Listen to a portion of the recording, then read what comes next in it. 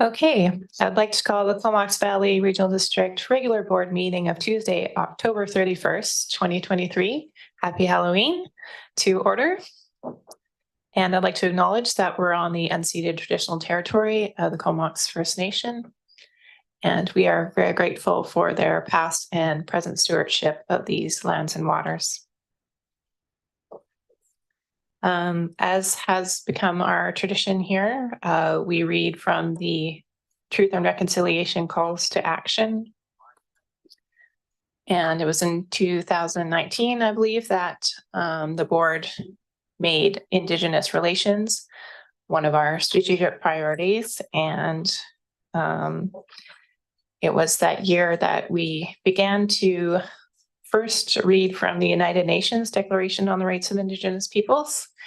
And we completed the 46 articles, one per meeting. And now we're on to the 94 calls of action for the Truth and Reconciliation Commission. And today we're on action 34. And being that this is my last meeting as chair, I hope that these will continue. I think they're great for meeting part of our obligations on our path to reconciliation, to educate ourselves and the public. And so, yes, I hope they continue with whoever is the chair starting next month.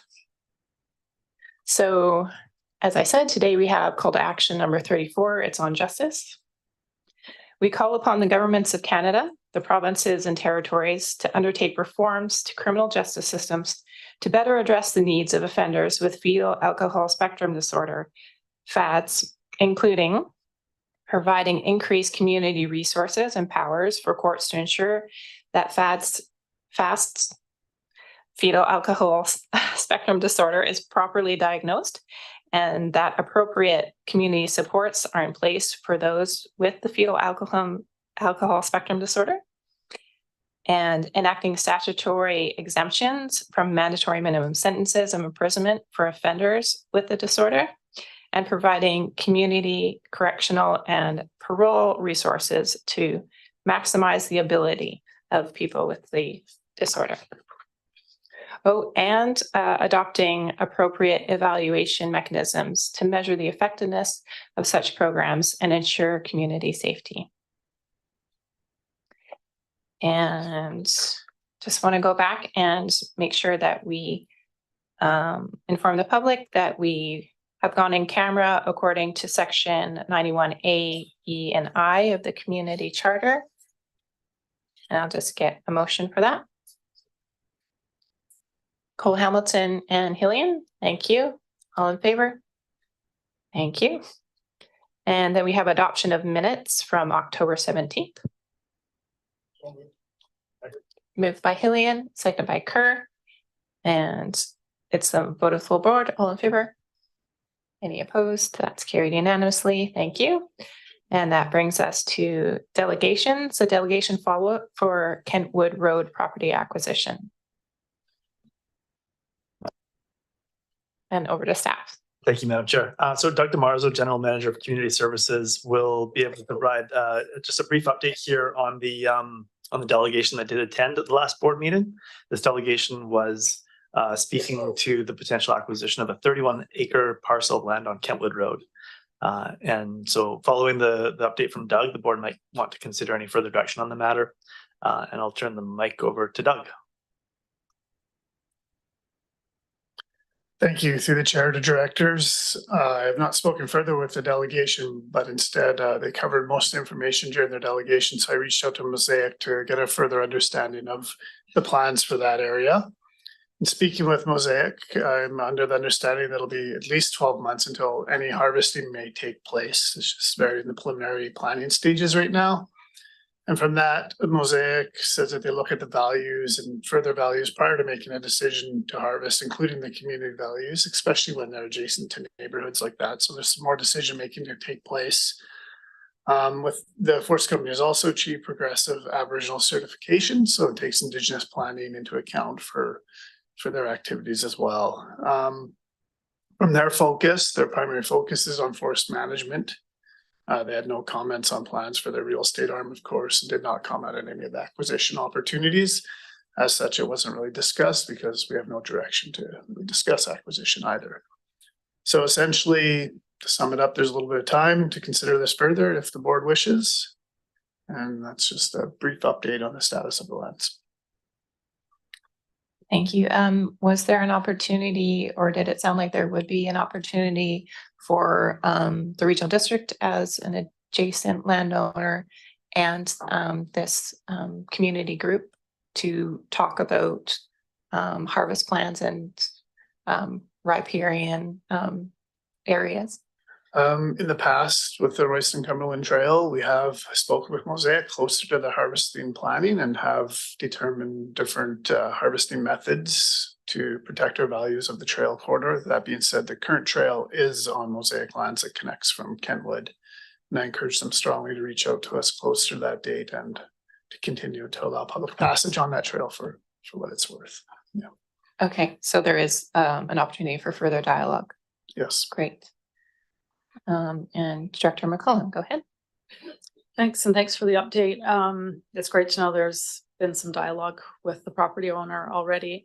I was thinking about the last time that Mosaic delegated to the board, and they highlighted the work that they've been doing on earmarking various areas for basically carbon credits, where they've come up with a business model that there is some business case to be made, and probably also for their PR as an organization to choose to not cut certain parcels of land. And I wonder if at the time when they showed us this map, it was a lot of high elevation, slow growing, hard to regenerate forests in the Alpine, which is great, and it's critical for conservation. But it did occur to me at the time that it is interesting that none of what was being earmarked on that map was close to settlement where people really notice when forests are being logged. And I wonder if this could provide an opportunity for us to engage with Mosaic around whether or not there is an interest from them in looking at areas where there's a real public interest in seeing them setting aside forest for future carbon credit. And maybe there's an opportunity to partner rather than acquiring the land, is just improving the business case for them to not log it. Maybe there's a new model that we could look at if we have enough time. Thanks. Thank you. Next, we have Director Arbor. Yeah, thanks. Without direction, I'm wondering if this matter could be referred to the ASC committee for consideration.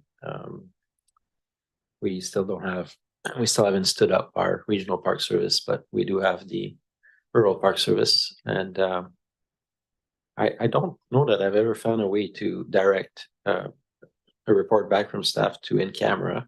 I don't think I've done that before, but that'd be my interest, to refer it back to ESC for further discussion. Is that the possibility?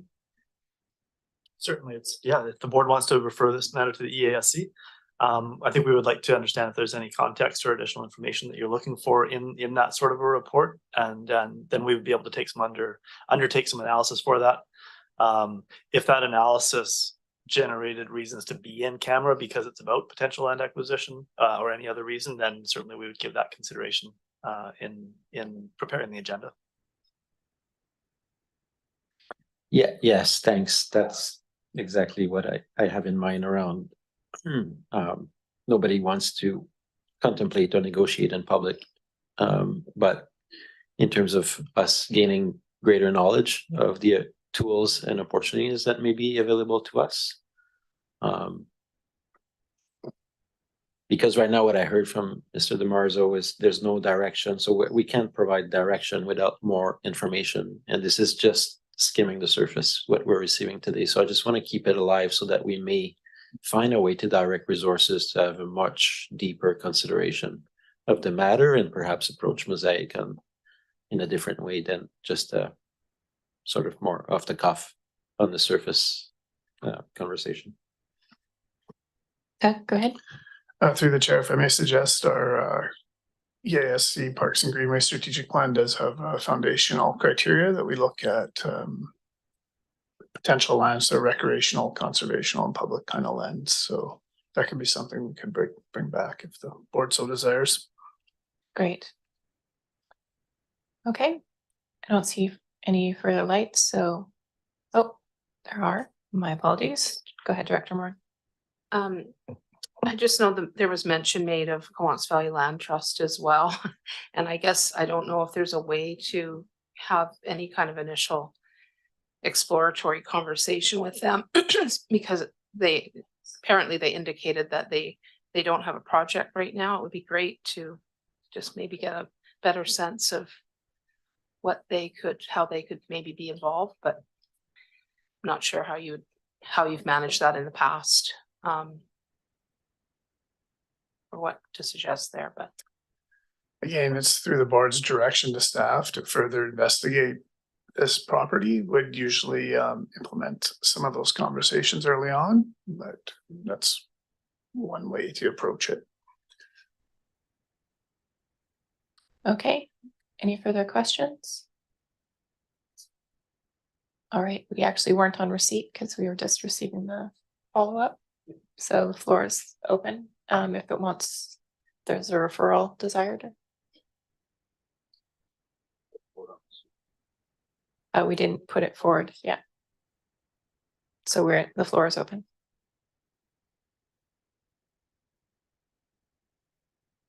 Director Hillian. Thanks, Chair. I'll move that the board refer this matter to the EAC committee or the Electoral Area Services Committee. Seconded by Cole Hamilton. Any further discussion? Okay, all in favor? Any opposed? That's carried unanimously. Thank you.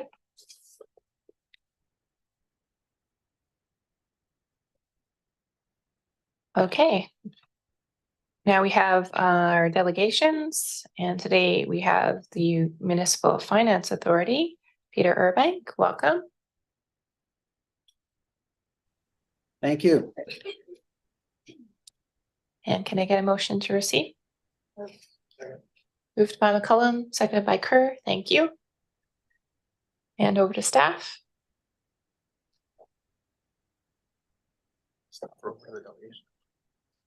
Okay, no introduction.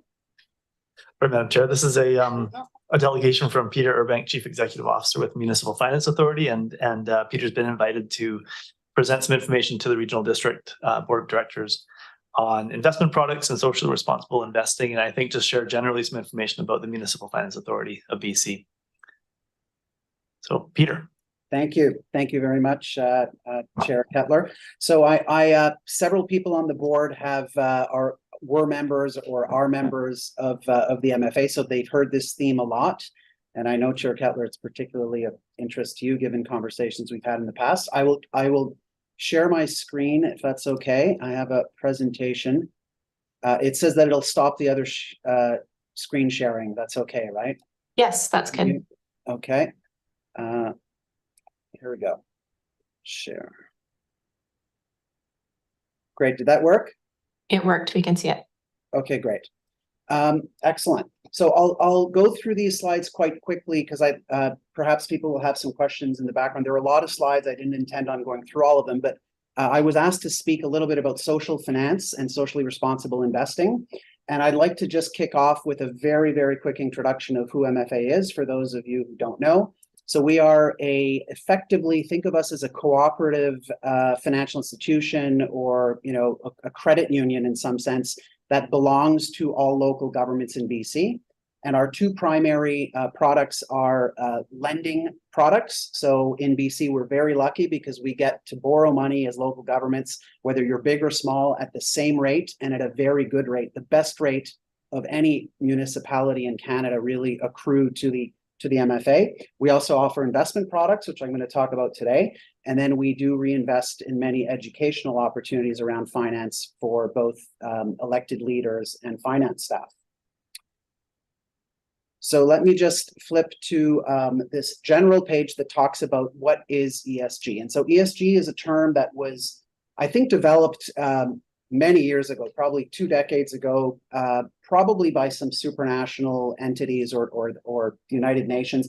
And it's really an investment. It came from the investment world, and it refers to a whole bunch of things that you can target and measure that an entity, be it a company or a government, can target in its operations and try to make better. So they go along 3 different lines: environmental, social, and governance issues or things you can target.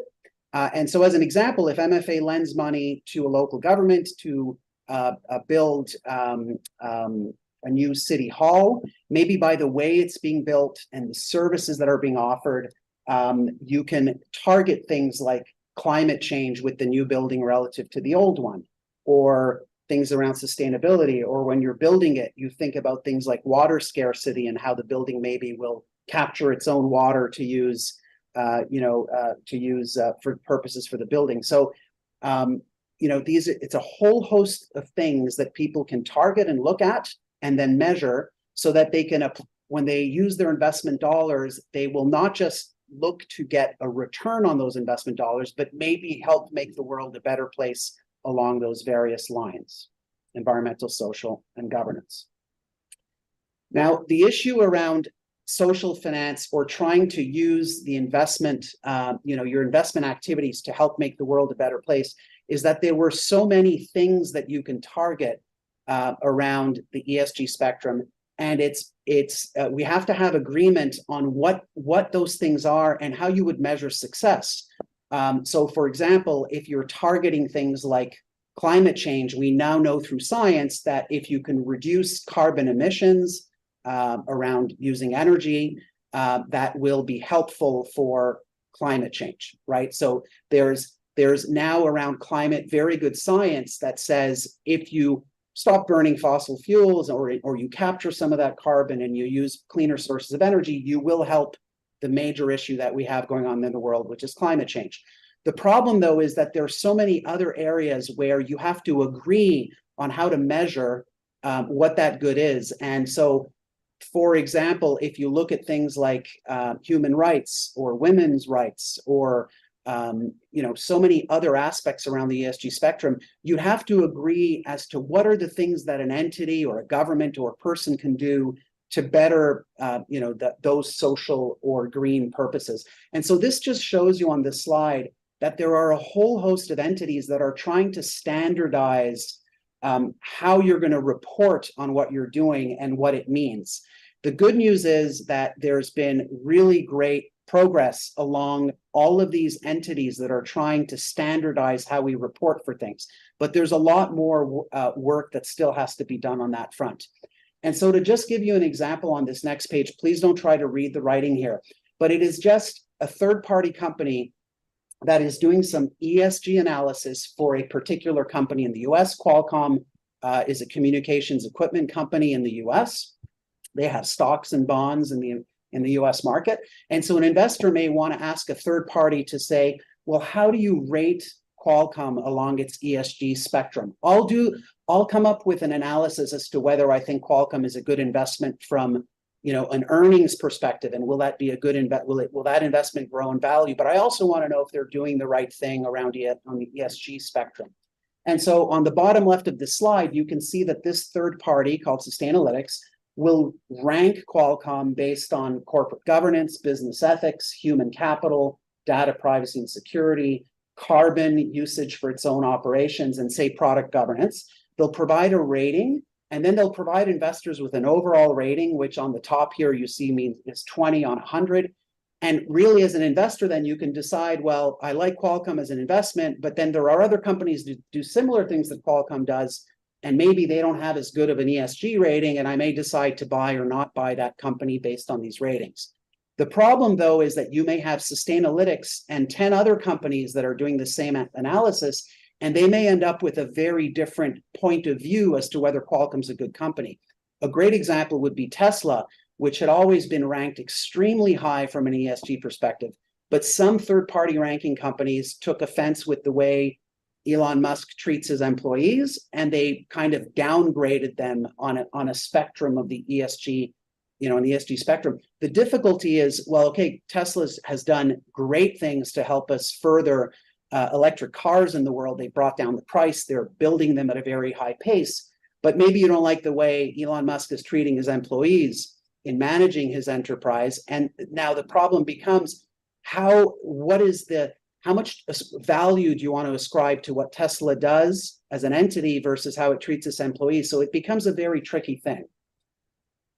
So let me just talk a little bit how MFA as an issuer of bonds, because we'll talk about investment products in a minute, but MFA is an investment in of itself. We're a AAA rated entity. We sell bonds to investors around the world, and they've asked MFA to start disclosing more things about what we do from an ESG spectrum so that they can analyze not just what is the return on MFA's bonds, but is MFA doing good things?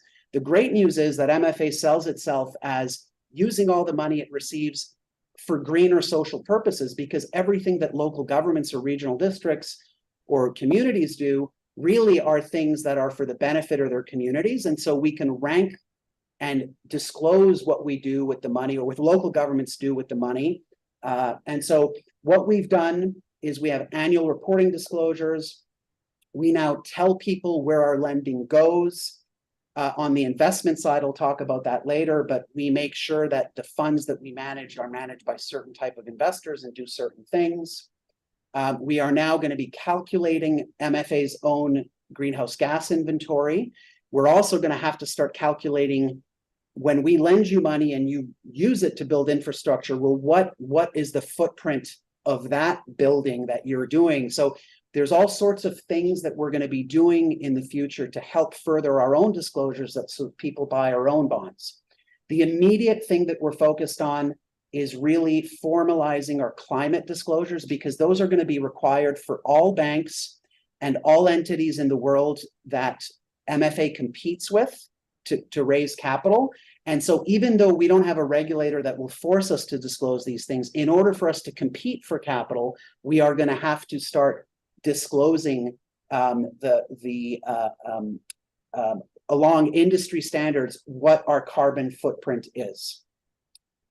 Okay, so I'm just going to talk a minute about this.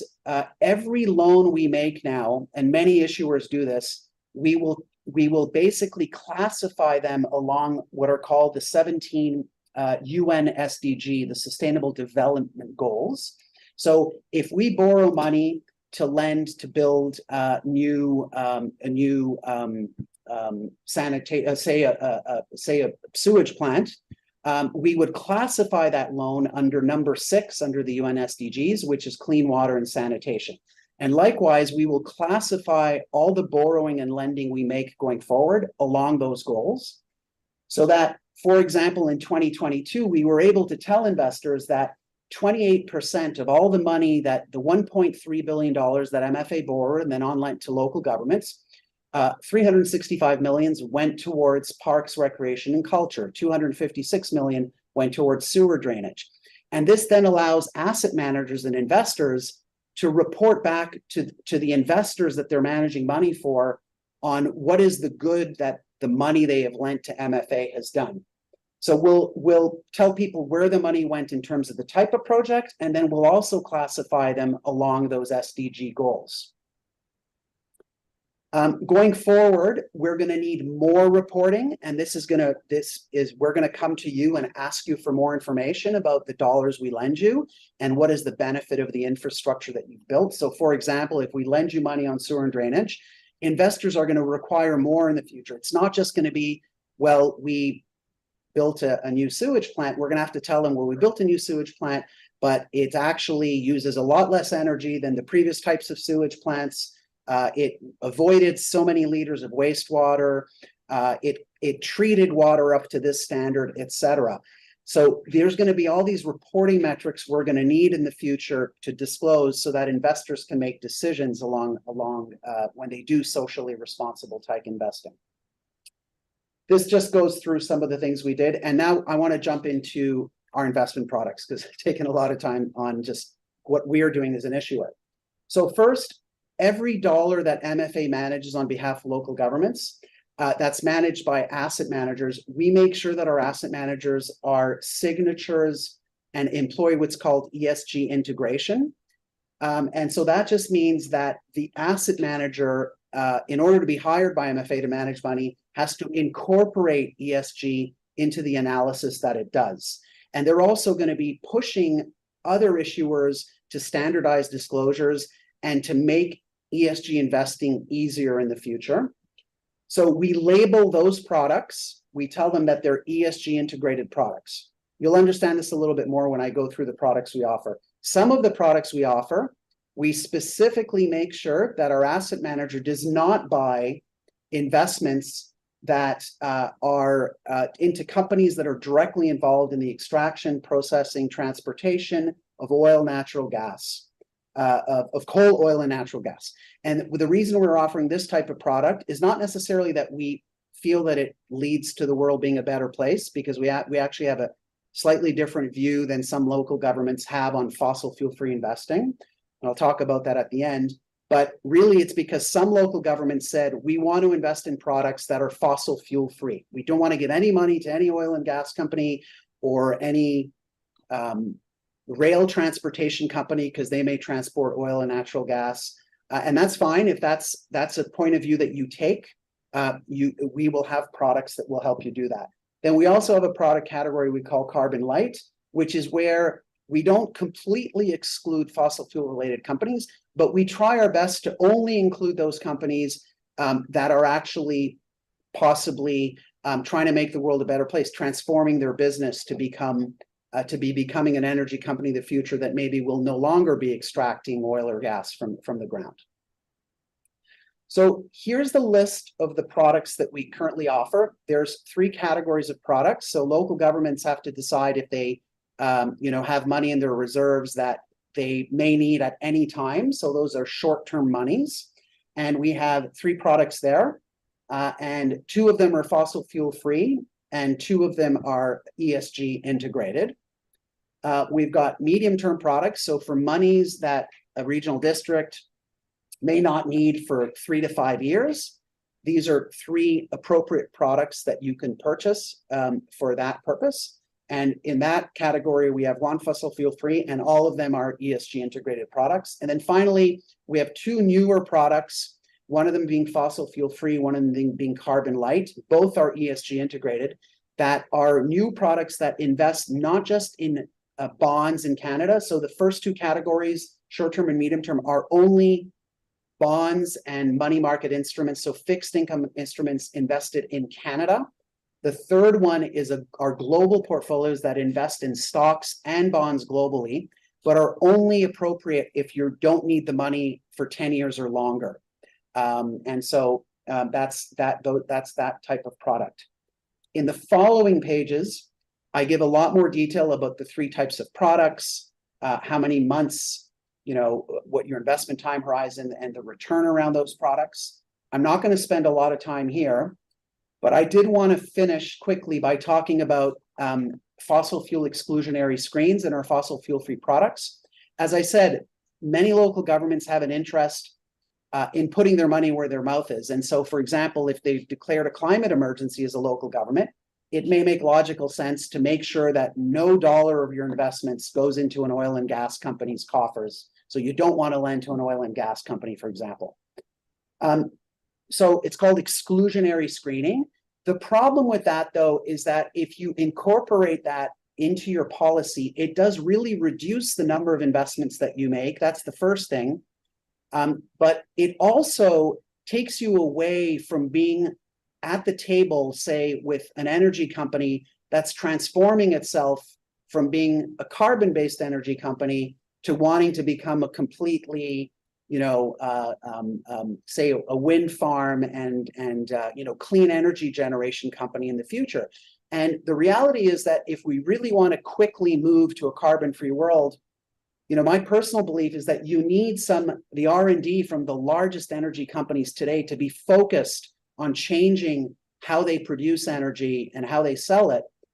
Because without that, the massive amount of dollars in R&D that they have, the energy companies will just say, well, we're just going to extract, if no one's going to give us any capital, we'll use our own capital and quickly try to we're not going to spend any money on R&D. We're not going to transform ourselves. We're going to quickly take all the money out of the ground and sell oil and gas for as long as we can, because we don't really have money given to us by investors to sort of put back in the business and change the way we operate. The other issue is that while we think that we can starve oil and gas companies of money, the reality is that something very different is happening, and that is when public companies become ostracized and investors start to say, we're not going to give you our money, they basically get the money from private investors, either private equity or very rich individuals or bad actors. Maybe the money comes from Saudi Arabia or Venezuela. Perhaps China starts to invest in Canadian oil and gas companies. And then we completely lose the ability to control or to try to manage how that company changes itself. Because when private capital becomes the funder of that asset, they have only one thing in mind, and that's to quickly get a return on their capital. And so there's a real issue around, in my opinion, around just deciding to starve energy companies for capital, because we will not be able to transform them as quickly as we want. So those are the comments I wanted to make. I know I went through this very quickly because I was told that I should try to get it done in 10 or 12 minutes, but I'm very happy to answer any questions that you may have. Great, thanks so much for that presentation. I know that you said at the beginning that the ESGs might require some increased reporting, and that's probably not music to staff's ears, but I think it's a worthy pursuit, because I feel like the traditional capitalist way of doing things, we have just a whole bunch of externalities, and those are the things that local government usually end up dealing with. Issues with environment, issues with low wages, issues with equitability among different groups. So yeah, I feel like if those can be brought into the fold through ESG, that will be in a lot better situation. So worth the extra reporting. So we do have a question starting with Director Carver. Yeah, thanks for coming to the board. And we had a hospital board with 2 regional districts a week ago, and that turned out to be a pretty hot topic. So I don't know if we'll see you there at some point. I'm hoping so. And thank you for working on both sides of the equation, both in terms of looking at the projects that local government's doing and looking at the investment side really hard. And I hope you are connecting with other outfits like the Green Municipal Fund and otherwise that's trying to build ESG and the rest of it into their approach as well on both sides, on the investment side and on the project side. I thought I would comment briefly on your departing comments. And I think those are the objective great conversations we can have around our theories of change, if you will. I would say that for me, for the oil corporations, there's one tool that you didn't speak about, which is we can regulate them out and stop the inflow of private capital into those companies. So for me, I like when you start with Tesla, and I'd bring Tesla into the argument. For years, we were hearing, oh, well, let's invest into the automakers because they will go electric. And it took a completely outside company to create new capital and new partnership to actually have the sector emerge. So my faith in big oil, I was studying at UBC in the 90s, and there was all this hope that Shell was doing these futuristic scenarios that we're showing them by now having transitioned out of fossil fuel. I can guarantee you Shell is not transitioned out of fossil fuel.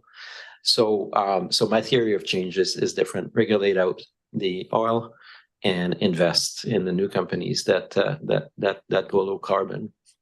So I'll definitely be a champion at this board for us to be super aggressive on adopting some of the funds you're going to put on the street.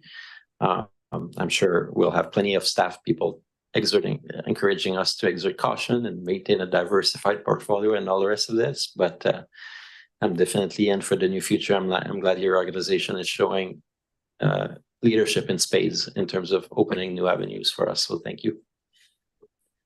If I can just make one comment, I would. So first of all, I completely agree with you that oil and gas companies only react to really being pushed into a corner. No doubt in my mind, and I do agree. broad regulation and frankly, at the end of the day, the biggest thing, and I'm very disappointed that Trudeau is now backtrack on this, but the biggest thing we can do is increase the cost of carbon fuels and then force basically consumers and companies to reduce their use of it over time. But yes, you're absolutely right. Many large energy companies would probably not have changed what they are doing if there wasn't pressure on them. But there is this very real issue about it's impossible to starve them for capital unless, like you say, you really regulate that. But you have to be careful, right? You want countries to attract any and all capital they can. And so it's quite draconian to start creating laws that would say there's certain types of capital that can't even be brought in. I mean, it would take a lot of, I'm not an expert on this stuff, but we would have to be careful around those types of things. I think that increasing the cost of carbon fuels through carbon tax is the single best thing that we should continue to be doing going forward. Agreed. Director McCollum. Thanks, Chair, and nice to see you, Peter. Thanks for coming today in the presentation. Just to pick up on the comments that you just made and Daniel's as well, I'm in agreement that regulation from higher levels of government is really going to be the key for unlocking, a low carbon future. And I fully understand where you're getting at with the restriction of capital that these kind of smaller players end up in the private equity market, which is actually less regulated. And it is kind of one of those situations where maybe the policy doesn't always have the outcome that it's aiming for, which is a tricky one. The point that I would also make around local government kind of choosing those fossil fuel free policies in relation to, declaring a climate emergency is also one of advocacy, and that is a signal to higher levels of government that we do support like the work on the carbon tax and that we do support a higher carbon tax over time. And so I think that can also get lost in it. And it's a very complex thing. It's an interconnected world with, we're dealing with numbers and concepts that are pretty hard to whittle down to, a few policies at this table, but we all have to participate in a way that makes sense. I did actually have a question. You provided something on one of the slides that I was not aware of. And on the slide that had ESG at the top, and then under that was the fossil fuel free, you went past it, go back the way you came. Keep going, that one. The explanation for what constitutes fossil fuel free, what grabbed my attention was, and savings accounts offered by financial institutions. Is that Canadian financial institutions? I didn't realize that we were excluding that with that fund. That's poorly worded. No, what we're saying is that we are including savings accounts. So they are not excluded. It's poorly worded. We should probably remove it. So the one thing about defining what fossil fuel free means is that you have to have a definition. And the problem is, what if you invest in local governments have to put a portion of their money in banks and financial institutions. There's no way around it. So that if you defined that you give money to a bank or you put a deposit in a bank and then they take that money and lend it to a fossil fuel company, to a carbon, to an oil and gas company, well, does that now mean that that's not a fossil fuel free investment? So we specifically had to say it's a direct investment in those companies, because again, the capital, it's not just private capital that can get to these oil and gas companies, it's banks who lend to those entities. And if we removed deposit product from there already are so few options available to local governments to invest, it would really be a problematic thing. So yeah, it's poorly worded, but we do not exclude any type of investment into a bank or credit union. Okay, that makes much more sense. I saw it tagged on the end and that really surprised me, but your explanation makes sense. It's excluding the beginning and including the end. Yeah, thanks for that. It's not well worded. Yeah. Great, thanks for that clarification. And I don't see any further lights. So thank you for your presentation today and informing us of what MFA is up to. Thank you very much, Chair Kettler. Have a good evening and happy Halloween. Okay, so on receipt, all in favor? Any opposed? That's carried. Thank you. That moves us to reports. We have minutes from October 16th, the Oyster Bay Black Creek service. Moved by Grieve, seconded by Cole Hamilton. Any discussion of those minutes? It's a vote of the full board. All in favor? Any opposed? That's carried unanimously. We're on to electoral area service committee minutes from October 16th. Moved by McCullum, seconded by Moran. Again, a vote of the full board. All in favor? Any opposed? That's carried unanimously. Recommendation 1, moved by Grieve. Seconded by Nicol. Thank you. And that is that first, second, and third reading of Comox, or the bylaw number 729, the Parkland Development Cost Charges bylaw be rescinded, and that further that amendments to bylaw number 238 on Parkland Development Cost Charges as amended, as appended to the staff report, be submitted for the board's consideration. It's a vote of the areas. All in favor? That's unanimous. Thank you. And recommendation 2. Moved by Grieve, seconded by Moran. And that the liquid waste management plan service be amended to include the 2023 budget year transfer of $40,000. Any further discussion? It's above the areas. All in favor? That's unanimous. Thank you. That takes us to item number 3, the Comox Valley Agricultural Plan Update Final Interim Report and next steps. Moved by Hillian, second by Nicol. And over to staff. Thank you, Madam Chair. Lisa Kilpatrick, our Community Development and Resilience Manager, has a very, very brief introduction to the staff report, and then we're available for any questions. And I believe Lisa will introduce our consultant on this project as well, who's on the line to help with any questions. So, Lisa. Great, thank you. So at the October 16th EASC meeting, we tabled the interim final report for the agricultural update. So what this report did was basically bring together the work that has been done so far, which is considerable work in terms of establishing the background for the coming plan, as well as an assessment on the existing agricultural plan. The consultants then went out into phase 2 over the spring and early summertime, and was a considerable engagement with the agricultural community on the themes that had come up through the first part of the work. So the interim report is basically an opportunity for us to just take a pause to check the themes that we have, that the consultants have developed in terms of how we are going to move forward within the plan. So the report outlines that, and the next steps will be to move forward with actually writing the plan. The consultants are working on that, and we will be going out to the stakeholders with a final layer of engagement to ensure that the draft plan is resonating with our agricultural sector.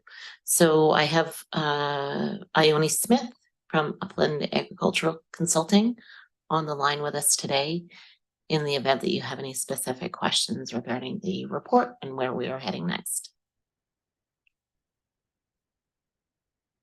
Great, thank you so much. So to the board, are there any questions on the agricultural interim report?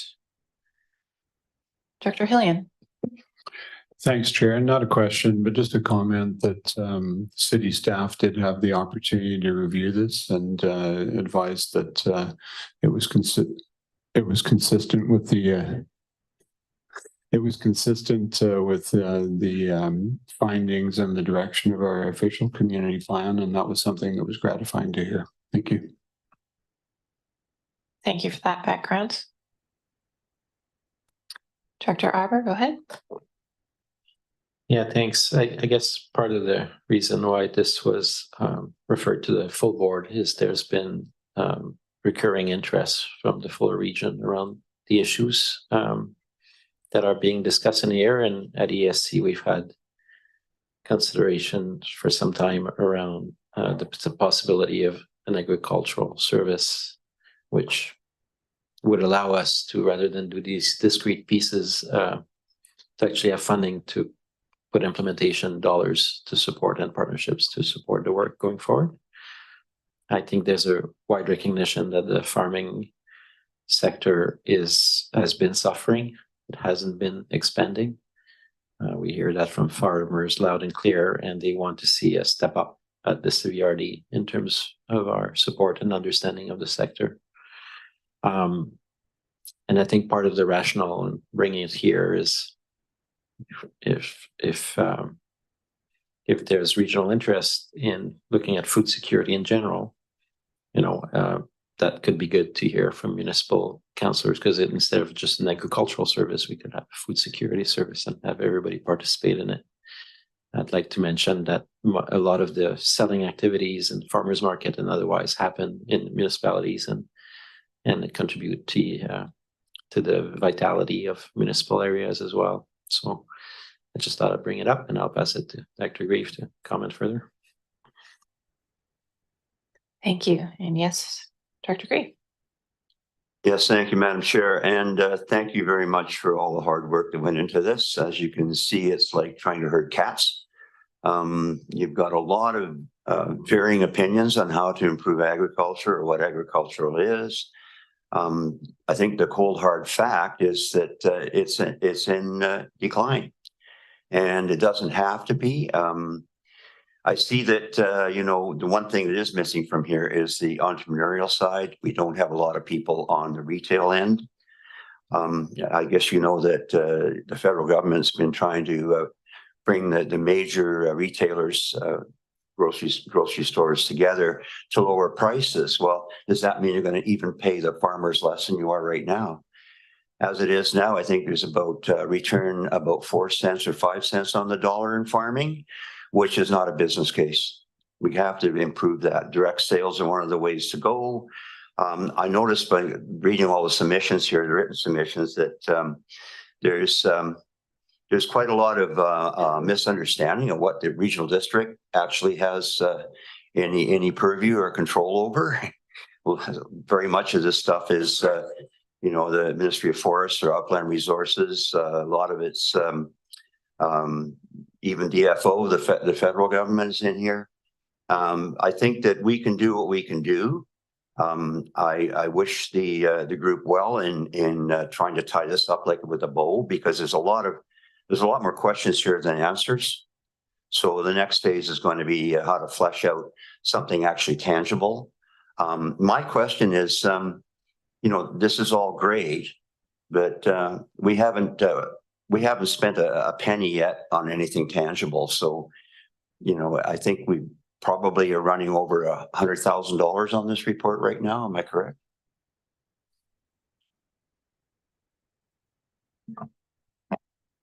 Lisa, do you have that information handy on the off the top of your head? I think we're just shy of about 80,000. Sorry? Just shy of 80,000 at this point. So it's a lot of money for information. The hard part is going to be actually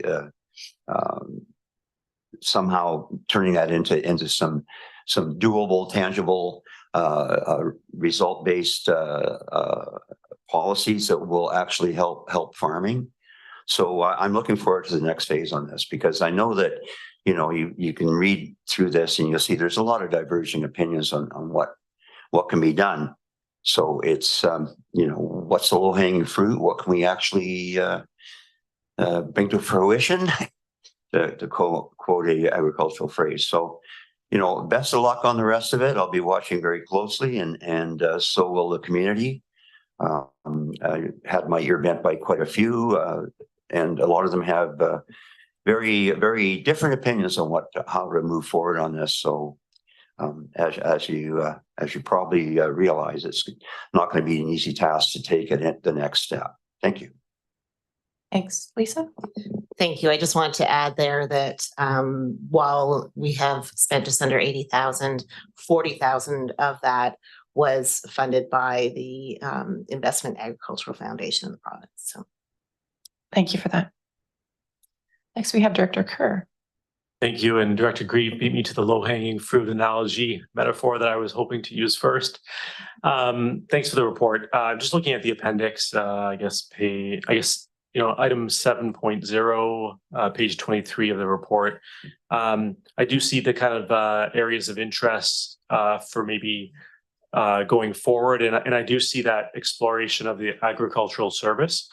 So as I'm trying to think about all the recommendations, 1, 2, and 3, and the 6 points and 2, like how do we get those done? And is it through an agricultural service? Is that kind of the best and most efficient way to do it? Or do you see another way to actually operationalize all the good recommendations in this report, specifically around water and land? Thanks. Through the chair. So yeah, that's a great question. We typically come up with an implementation strategy as part of the agricultural plan, and that's a really important component of a final plan. And that would, for each action that's in the plan, we would be able to identify the key lead responsible agency. And for this plan, it would likely be the CVRD for most of those, and then supporter roles, whether it's different levels of government, if it's an advocacy action, or if it's farmer organizations, such as the Farmers Institutes, for example. The agricultural service is one idea that's been coming up again and again through our engagement work. We think, and from what we've heard from the community, is that the agricultural coordinator position was a great start, but it's really something that could be added to over time, especially with more coordination with the municipalities, for example. And that's why we've listed it there as a potential regional approach. The other opportunity would be to look at watershed services as another service area and combine or at least align some of the objectives of the two when it comes to agricultural water services in particular. The Solom River Agricultural Watershed Plan is a great start as well. So we've been able to identify where some real progress has already been made. And a lot of times it's just about marrying up the connecting dots and making sure that some actual implementation steps can be identified to move forward. Because sometimes what we're realizing is that people understand what the problems are and have identified certain solutions, but they're feeling a little bit paralyzed with how to actually take those first steps. So we're hoping the agricultural plan will be able to do that in a really concrete fashion, so that there's a roadmap for moving forward on some of these issues. Just add to that, to Ione's comment there. I think also what I'm really looking forward to in this next phase of the work is the identification of those tangible actions. And I to simplify them in my mind, I put them into 3 categories. They're actions that we can do now under existing services. They fall into an advocacy bucket as well. And then thirdly, they're actions that maybe we do need a new service for. And that might be where we talk about in regional district terms an agricultural service. So I just want to be cautious that we're not saying the agricultural service is the be all and end all solution to this. It could be a piece of the equation, but there could be work that comes out of this agricultural plan that we can do currently under our existing services or partnerships with other organizations. Director Moore, go ahead. Great, thank you. Actually, you said it much better, but I was sort of thinking that way myself, that I think it would be hard for a service to kind of attack all these different areas. But there are some themes that come out. I know this is under the electoral areas purview, basically, but I do think not speaking for the city, but I think there would be some benefit to having some collaboration, definitely with the city of Courtenay, because of some of the reasons that Director Arbour mentioned. And many of the municipalities do have an interest in local food systems and food security and all of that. I think the issues around climate change, food storage, access to food are completely a regional conversation and hugely important. And when I see that, you know, probably back in my great grandma's day, you know, 80+% of the food was available locally, and now we're to 5 to 10%. That's a huge worry when we have extreme weather events and all those things. So yeah, I'm looking forward to seeing where things go. And I think that whole chunking things, breaking them down into manageable pieces, and might be the way to go. And as our acting CEO mentioned, you know, where can we find spots in existing services, and then what can we look at going forward from there. But I think that there is a lot of regional significance to this plan, and certainly the whole region contributed to it. And although there may be difference of opinion of priority, I think there's still enough common ground and overlapping discussion that went on that we could go somewhere with it. Thanks. Great, thank you. All right, I don't see any further lights. So thank you, both of you, for your presentation. And we're on receipt. All in favor? Any opposed? That's carried unanimously. Thank you.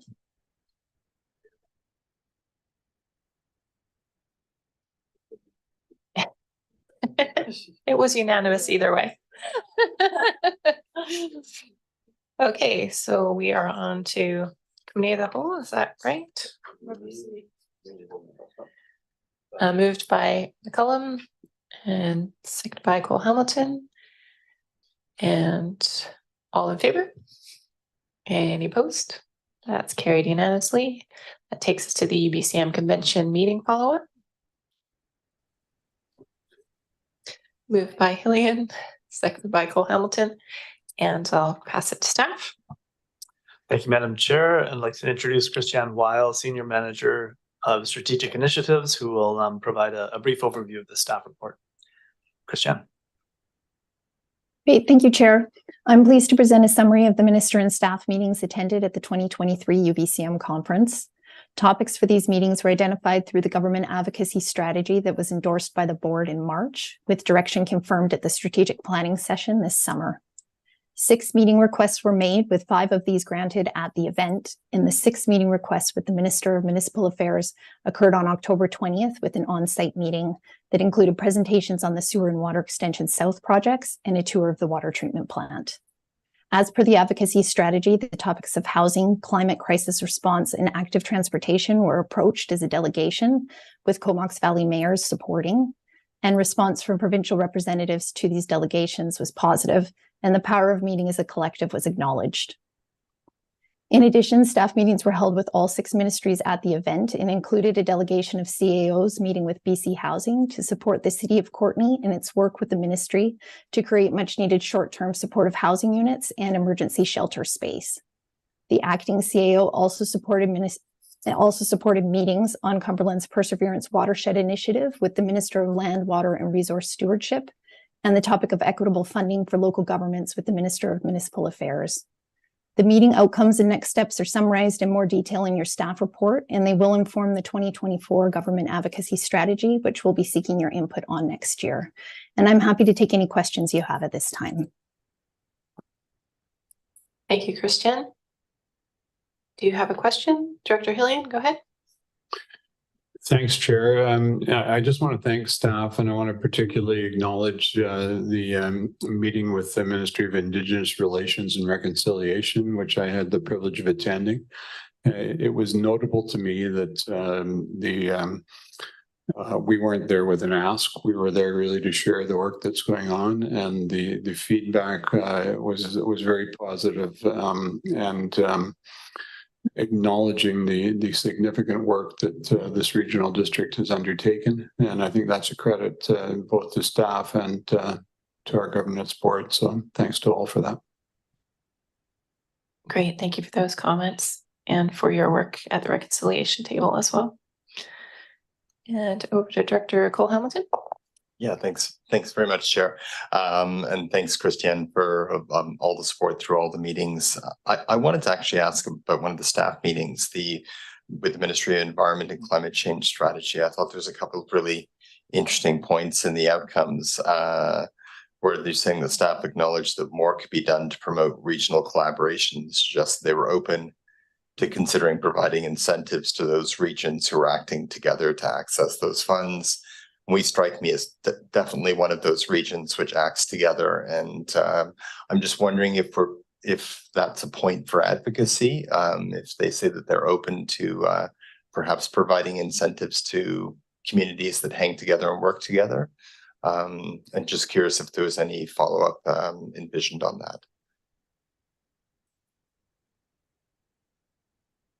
that. Through the chair, it's okay if I respond.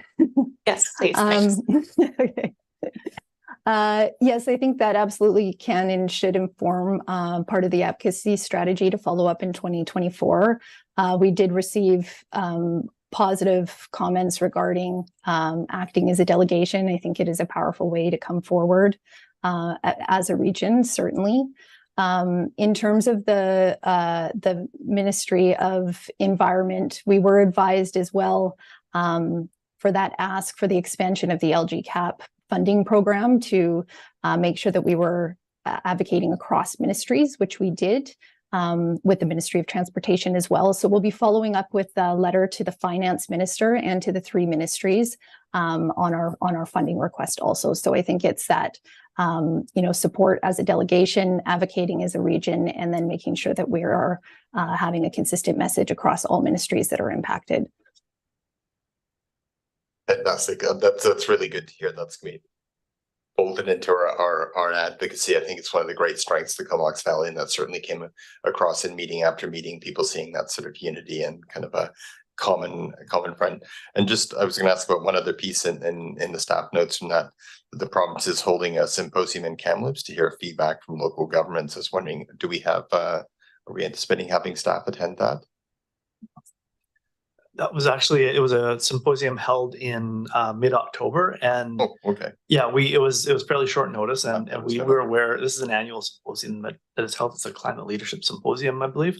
And so I think I had a brief conversation with Alana over email earlier on this, and I think that there's a fair bit of outreach on the climate strategy and the work that we're doing and aligning it with provincial responsibilities and provincial interests. So this symposium, we did not attend, but I think there's always opportunity to attend that in the future. And Alana, if you have anything else to add, please do come to the mic, but that may be. Now see your costume properly. Yeah, it's an opportunity to Good reason to come on camera, yeah. see a costume.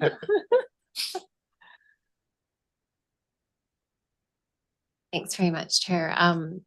Through Madam Chair to the directors, as James noted, we're participating in a lot of the outreach that the province is doing, and we're also participating in a number of the peer learning networks that have been established, which of course, Director Cole Hamilton, you're well aware of, sitting on some of that work as well, that Robin has been participating in. So I think we're pretty well poised. We made the decision not to drive all the way to Kamloops. Irony wasn't lost on us there about driving to Kamloops to talk about climate, because we feel we're getting the information via other avenues. But certainly we'll stay abreast and make sure that we are up to date.